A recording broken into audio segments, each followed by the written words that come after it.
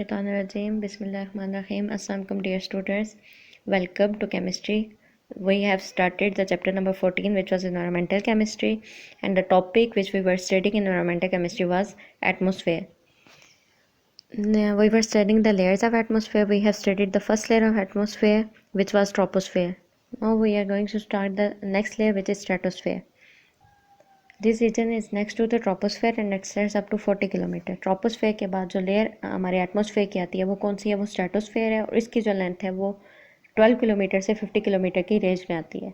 इस रीजन में जो टेम्परेचर है वो कितना हो जाता है? 2 डिग्री सेंटीग्रेड तक चला जाता है। और यहाँ पे क्या है? यहाँ पे एक लेयर प्रेजेंट है ओजोन की। ये वो रीजन है जहाँ पे ओजोन सबसे ज़्यादा पाया जाता है, 10 पार्ट्स पर मिलियन के हिसाब से पाया जाता है। यहाँ पे ओजोन सबसे ज़्यादा पाया जाता है, किसकी वजह से? क्योंकि ऑब्जॉर्प्शन ऑफ रेडिएशन होती है। अब क्योंकि ओजोन पाया जाता है तो वहाँ पे क्या होता है?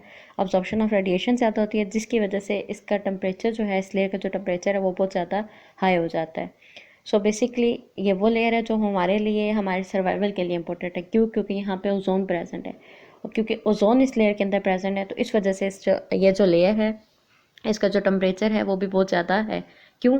क्योंकि ओजोन क्या करती है? बहुत ज़्यादा टेम्परेचर को एब्जॉर्ब कर लेती है, रेडिएशंस को एब्जॉर्ब करती है। जब रेडिएशंस एब्जॉर्ब होंगी, अल्ट्रावायलेट रेडिएशंस है, इंफ्रारेड रेडिएशंस है, ऐसी रेडिएशन जब एब्जॉर्ब होंगी क्योंकि इनकी वेवलेंथ है, तो इस वजह से क्या होगा? जो टेम्परेचर है इस एरिया में वो बहुत ज़्यादा इंक्रीज़ हो जाता है। इस रीजन के अंदर टेम्परेचर जो है वो बहुत ज़्यादा इंक्रीज़ होता है। इसी रीजन के अंदर क्या होता है? टेम्परेचर इंक्रीज़ होता है जो ही हाइट इंक्रीज़ होती है। फॉर एग्जाम्पल जैसे हम बात करते हैं कि लोअर लेयर जो है उसका टेम्परेचर -58 और -55 डिग्री सेंटीग्रेड होता है, जो कि ट्रोपोस्फेयर के लेयर से जहाँ से एक्सटेंड होते हैं, और अपर लेयर का टेम्परेचर जो है 2 डिग्री सेंटीग्रेड होता है। क्योंकि ओजोन जो है वो अपर लेयर के अंदर लाइट को ज़्यादा अब्जॉर्ब करती है, जैसे अल्ट्रावायलेट रेडिएशंस है, तो वो क्या करता है? ओजोन ब्रेक डाउन हो जाता है मोनो एटॉमिक ऑक्सीजन में और डाई एटॉमिक ऑक्सीजन में। अब जैसे हम देख रहे हैं कि अगर आप डायग्राम देखें तो जो जो एल्टीट्यूड इंक्रीज़ हो रहा है वैसे वैसे जो है टेम्परेचर जो है वो इंक्रीज़ होता जाता है। स्ट्रेटोस्फेयर का जो जो एल्टीट्यूड इंक्रीज़ होता है वैसे वैसे वहाँ पे जो टेम्परेचर है वो भी इंक्रीज़ होता जाता है। अब अगर हम मिड स्ट्रेटोस्फेयर की बात करें तो वहाँ पे क्या होता है? जो यूवी लाइट है वो बहुत कम पास हो रही होती है। यहाँ पे ऑक्सीजन और जो O2 है, यानी जो मोनोटॉमिक ऑक्सीजन और जो डायटॉमिक ऑक्सीजन है, वो दोबारा कंबाइन करते हैं और ओजोन बनाते हैं। जब ये कंबाइन करके ओजोन बनाते हैं तो ये जो रिएक्शन है ये एक्सोथर्मिक रिएक्शन है, जो ओजोन फॉर्म हो रही है इस पूरे रीजन में। ठीक है, वो क्या ये जो ओजोन का रिएक्शन और जो ओजोन फॉर्म हो रही है ये वजह बनती है इस रीजन में ओजोन की फॉर्मेशन की। इस वजह से ओजोन लेयर जो है मिड स्ट्रेटोस्फेयर में सबसे ज़्यादा एग्जिस्ट करती है। जो लोअर स्ट्रेटोस्फेयर है वो बहुत कम यूवी रेडिएशन को अब्जॉर्ब करती है। इस वजह से इस रीजन के अंदर मोनोटॉमिक ऑक्सीजन जो है वो मौजूद नहीं होती है, और ओजोन जो है, जो लोअर एटमॉस्फेयर है वहाँ पे ओजोन जो है वो नहीं बनती है। अब अगर हम मज़ीद बात करें स्ट्रेटोस्फेयर की, तो स्ट्रेटोस्फेयर बहुत ज़्यादा ड्राई होती है, क्योंकि यहाँ पे जो एयर होती है उसके अंदर वाटर वेपर जो है वो बहुत ज़्यादा कम होते हैं। इसकी वजह से क्या होता है? इस रीजन के अंदर क्लाउड्स बहुत कम बनते हैं। ज़्यादा जितने भी क्लाउड्स होते हैं वो सारे ट्रोपोस्फेयर में बनते हैं। अगर हम पोलो स्ट्रेटोस्फेरिक क्लाउड्स की बात करें, जिन्हें हम PSCSCs बोलते हैं, ये एक्सेप्शंस होते हैं कि ये स्ट्रेटोस्फेयर्स में बनते हैं। ये लोअर स्ट्रेटोस्फेयर में बनते हैं, और पोल्स के जो एरियाज़ होते हैं, जैसे नॉर्थ पोल है या साउथ पोल है, वहाँ के एरियाज़ के करीब ये विंटर में एग्जिस्ट कर रहे होते हैं। इनका जो एल्टीट्यूड होता है वो 15 से 25 किलोमीटर होता है, और ये सिर्फ उस वक्त बनते हैं जब टेम्परेचर जो है वो वहाँ पे उनके हाइट्स के टेम्परेचर जो होता है -78 डिग्री सेंटीग्रेड होता है।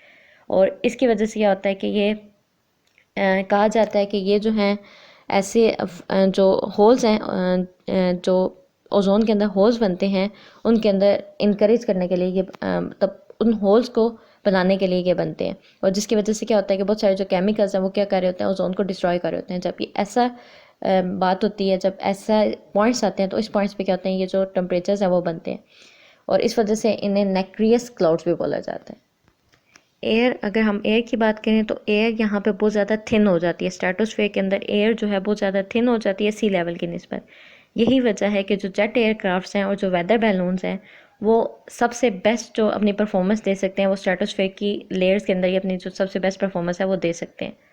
अब क्योंकि यहाँ पे वर्टिकल कन्वेक्शन नहीं है, स्ट्रेटोस्फेयर के अंदर वर्टिकल कन्वेक्शन नहीं है, जिसकी वजह से क्या होता है कि जो स्ट्रेटोस्फेयर के अंदर मटेरियल्स आते हैं वो वहाँ पे बहुत देर के लिए स्टे कर सकते हैं।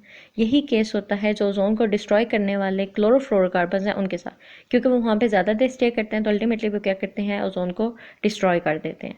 अब हम थर्ड लेयर की तरफ आते हैं। थर्ड लेयर जो है वो मीजोस्फेयर है। मीजोस्फेयर स्ट्रेटोस्फेयर के अबव प्रेजेंट और थर्मोस्फेयर के बिलो प्रेजेंट है। इसकी जो हाइट है 50 से 85 किलोमीटर, अगर हम माइल्स में देखें तो 31 टू 53 माइल्स है हमारे प्लानट के ऊपर। अब मीज़ो का मतलब होता है मिडल। मीज़ो का मतलब है मिडल, तो इसका मतलब है कि जो मीजोस्फेयर है वो कौन सी लेयर है, मिडल स्फेयर है, मिडल लेयर है।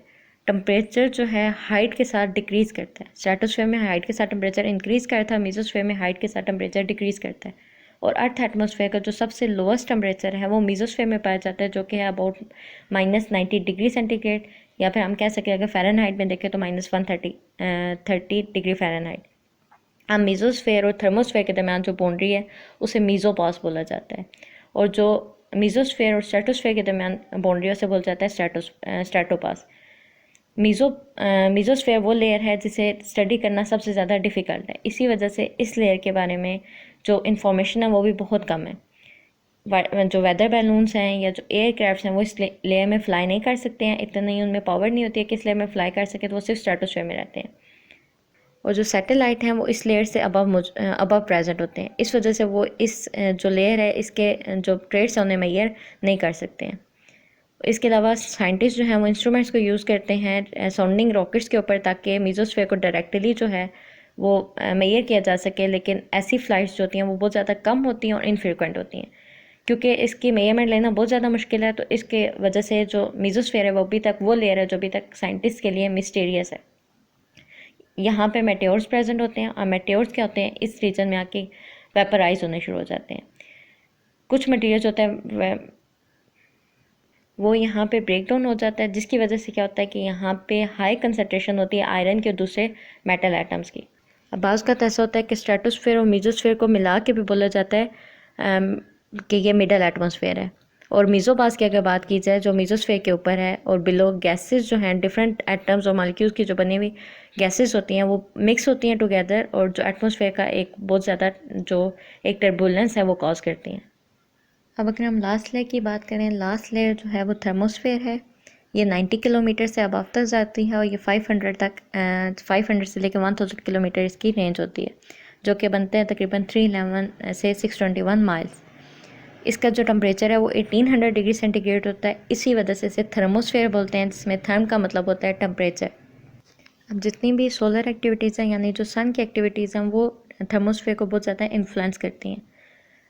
इसका अगर थर्मोस्फेयर की बात की जाए तो उसका वैसे टेम्परेचर जो है 200 डिग्री सेंटीग्रेड हॉटर होता है डे टाइम पे और नाइट टाइम के निस्बत, और रफली 500 डिग्री सेंटीग्रेड हॉटर होता है जब सन जो है बहुत ज़्यादा एक्टिव होता है। जैसे हम समर्स की बात करें, समर्स में क्योंकि सन बहुत ज़्यादा एक्टिव होता है तो वहाँ पे जो उसका टेम्परेचर होता है तब उसका टेम्परेचर जो है 500 डिग्री सेंटीग्रेड हो जाता है। अगर हम थर्मोस्फेयर की अपर लेयर की बात करें, वहाँ पे टेम्परेचर जो है बाज़ औक़ात 500 डिग्री सेंटीग्रेड से 1800 डिग्री सेंटीग्रेड या से भी ज़्यादा हायर जो है वो वेरी करता है। अब थर्मोस्फेयर और एक्सोस्फेयर की जो बाउंड्री है उसे बोल जाता है थर्मोपॉज। हमें पता है थर्मोस्फेयर 2 लेयर्स में डिवाइडेड होती है, एक्सोस्फेयर में और जो लेयर प्रेजेंट होती है एक्सोस्फेयर और थर्मोस्फेयर के दरमियान उसे थर्मोपॉज बोला जाता है। और थर्मोस्फेयर के अगर हम बॉटम की बात करें तो उसे मीजोपॉज बोला जाता है। जैसे हमने मीजोस्फेयर में पढ़ा है कि मीजोस्फेयर और थर्मोस्फेयर जहाँ पे मिल रहे होते हैं वहाँ पे उसे मीजोपॉज बोला जाता है।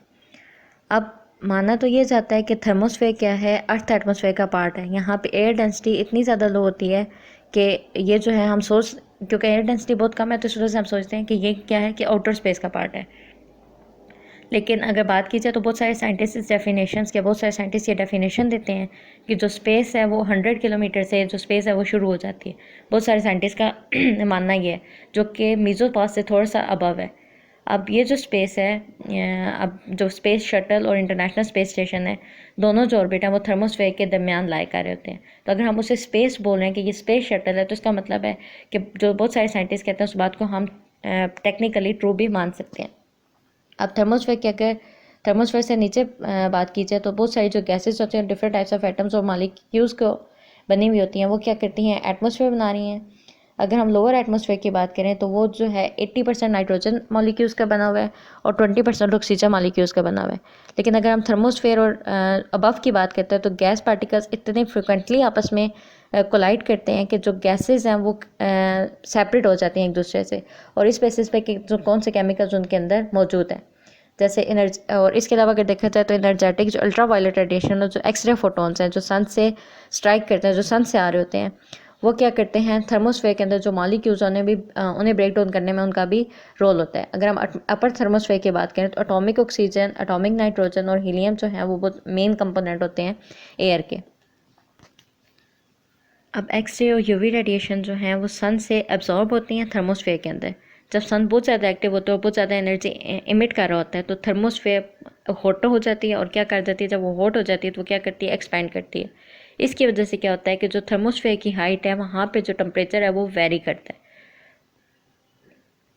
अब क्योंकि बहुत ज़्यादा जो सैटेलाइट्स हैं वो कहाँ पे मौजूद होते हैं, वो मौजूद होते हैं थर्मोस्फेयर के अंदर। अब थर्मोस्फेयर के अंदर जब ये मौजूद होते हैं, थर्मोस्फेयर जब एक्सपैंड करती है तो उसकी वजह से क्या होता है कि साइंटिस्ट जो हैं वो क्योंकि थर्मोस्फेयर एक्सपैंड करती है उसकी वजह से क्या होता है कि जो सैटेलाइट्स हैं वहाँ पे उन पे क्या लगती है, एक फोर्स लगती है, ड्रैग फोर्स लगती है। अब इंजीनियर्स क्या करते हैं, ये जो ड्रैग फोर्स है जो वेरी होती है उसको जब ऑर्बिट्स को कैलकुलेट कर रहे होते हैं कि ऑर्बिट की लेंथ इतनी है, क्योंकि सैटेलाइट के ऊपर ड्रैग फोर्स लग रही है, तो उसको वो अकाउंट में रखते हैं कि अच्छा हमारी सैटेलाइट के ऊपर अगर इतनी ड्रैग फोर्स लग रही है तो इसका ऑर्बिट जो है हम इंक्रीज़ या डिक्रीज़ करके, उनका फार्मूला होता है जिसके जगह वो ये करते हैं, और फिर वो बताते हैं कि जो है इफ़ेक्ट्स कितने होते हैं, ताकि जो ऑर्बिट्स हैं उनकी सही लेंथ हमें मुहैया करके बताई जा सके।